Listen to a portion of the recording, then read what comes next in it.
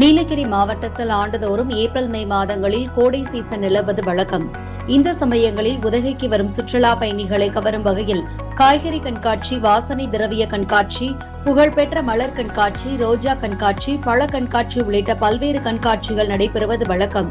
இதனையடுத்து கோடை விழாவின் முதல் நிகழ்ச்சியாக நூற்றாண்டு அரசு ரோஜா பூங்காவில் நேற்று 21வது ரோஜா கண்காட்சி மாவட்ட ஆட்சியர் லட்சுமி பவ்யா தொடங்கி வைத்தார். இந்த ஆண்டுகள் அதிக அளவு சுற்றுலா பயணிகள் பார்வையிடுவார்கள் என எதிர்பார்க்கப்படும் நிலையில் 5 நாட்கள் ரோஜா மலர் கண்காட்சி நடைபெறும் என தோட்டக்கலைத்துறை அறிவித்துள்ளது.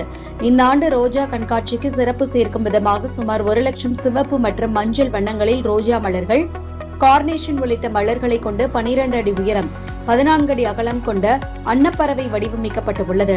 சிறியவர்கள் முதல் பெரியவர்கள் வரை பூங்காவில் உள்ள ரோஜா மலர்களால் உருவாக்கப்பட்டுள்ள பறவை வடிவங்களான உருவங்கள் முன்பு செல்பி எடுத்து மகிழ்ந்தனர்.